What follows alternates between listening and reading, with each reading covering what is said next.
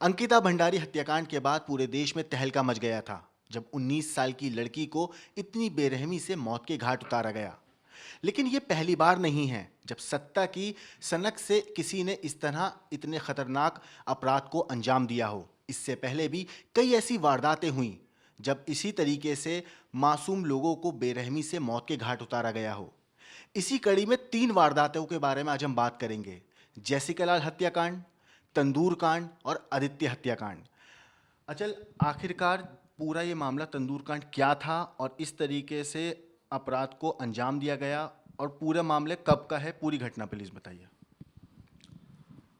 So viewers, ये पूरा मामला दिल्ली का है साल 1995, जब कांग्रेस के युवा नेता सुशील शर्मा ने एक शक के बेनाम पे अपनी बीवी नैना साहनी को गोली मारकर हत्या कर दी। हत्या करने के बाद वो उन्हें अपने होटल ले गए। सबसे पहले होटल में देखा कि भीड़ बहुत ज़्यादा है। सारे स्टाफ को वहाँ से हटाया गया, जितने भी लोग खाना खा रहे थे उनको हटाया गया, होटल को बंद किया गया और उसके बाद अपनी बीवी का शव तंदूर में डाल के उसमें मक्खन डाल दिया गया जिससे वो जल्द से जल्द जल जाए। बिल्कुल सही सुन रहे हैं आप। और जब इसमें आग निकली तो आग की लपटें ऊपर तक जा रही थी, जिसे देख बाहर के लोग घबरा गए, चिल्लाने लगे। उनकी चिल्लाहट को देखते हुए पास ही में एक पुलिस वाला एकदम से होटल के अंदर भागा भागा आता है और आते ही वो क्या देखता है कि आग की लपटें एक के बाद एक निकले जा रही हैं और उसी वक्त वो सुशील को देख लेता है, जिसके बाद ये पूरा मामला सामने आता है और सुशील शर्मा का अपराध सबके सामने आता है।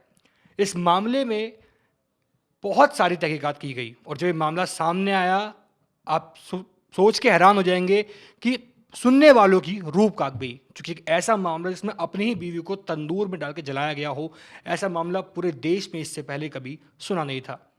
जब इस मामले में कोर्ट का वो आता है तो इसमें 2002 में ट्रायल शुरू हुआ, जहां सेशन कोर्ट ने सुनील शर्मा को फांसी की सजा दी गई, जिसके बाद हाई कोर्ट में यही सजा बरकरार रही।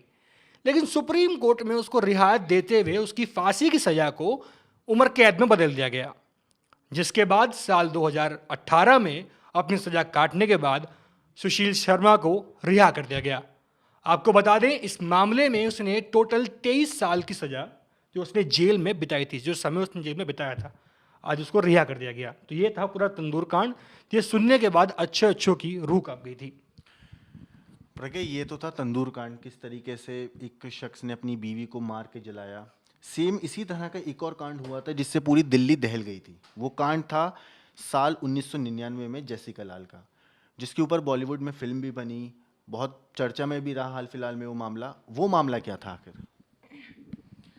जेसिका लाल जो कि एक पत्रकार थी दिल्ली में, वो एक बारटेंडर के रूप में भी काम करती थी जो सेलिब्रिटीज़ थे उनके लिए।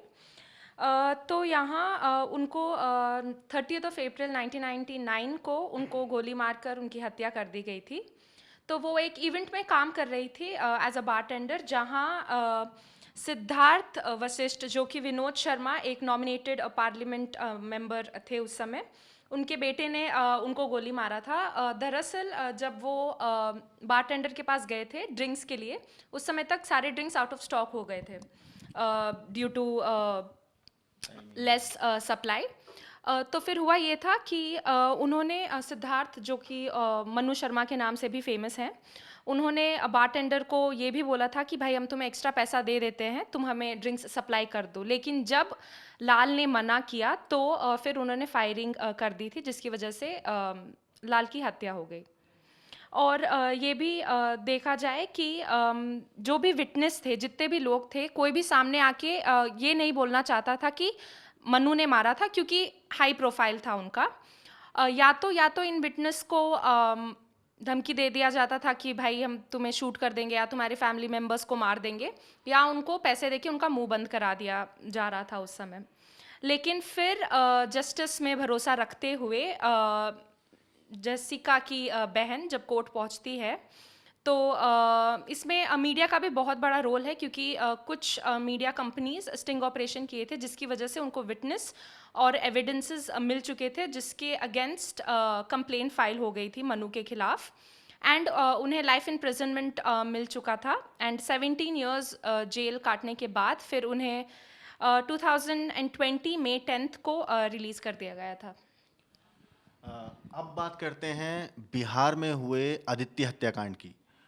7 मई 2016 शाम के करीब 7:30 बजे थे।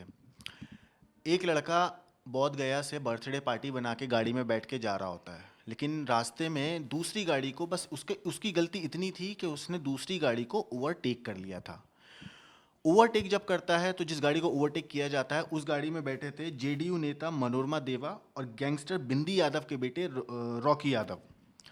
उन दोनों को ये बात इतनी नागवार गुजरी कि उन्होंने चलती हुई गाड़ी को पहले, जिस गाड़ी ने ओवरटेक किया था यानी आदित्य की गाड़ी को, उसको पहले रोक के फिर उन्होंने उस गाड़ी में उसके जितने दोस्त थे सबको गाड़ी से बाहर उतरवाया।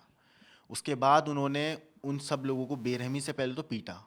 इसी दौरान जब उन्होंने आदित्य को पीटना शुरू किया तो आदित्य बहुत एक लड़का सा था दिखने में, बहुत मामूली सा, ना ज़्यादा डील डॉल, एक एवरेज लुकिंग लड़का था। हेल्थ वाइज भी उतना कुछ हैवी नहीं था कि इस तरीके से वो गुंडागर्दी में भी नहीं था कि इस तरीके से किसी की मार झेल ले या आपस में कोई कन्वेंट कर सके, उनसे कन्फ्रंट करके उनसे लड़ाई कर सके। वो बेचारा पिटरा। उसके बाद उसने वहाँ से भागने की कोशिश करी और उसी दौरान उन दोनों में से एक शख्स ने बंदूक निकाली और आदित्य के सर में गोली मार दी थी। इस पूरे हत्याकांड ने पूरे बिहार से लेकर हिंदुस्तान की राजनीति में खलबली मचा दी थी। वो लोग भी जेल में गए, लेकिन सत्ता के नशे में चूर होके ये कुछ वो अपराध थे जिन्होंने देश की मीडिया के अंदर और देश के अंदर काफ़ी उथल पुथल मचाई थी। ये वीडियो कैसी लगी आप हमें कमेंट करके ज़रूर बताइएगा। बहुत बहुत शुक्रिया।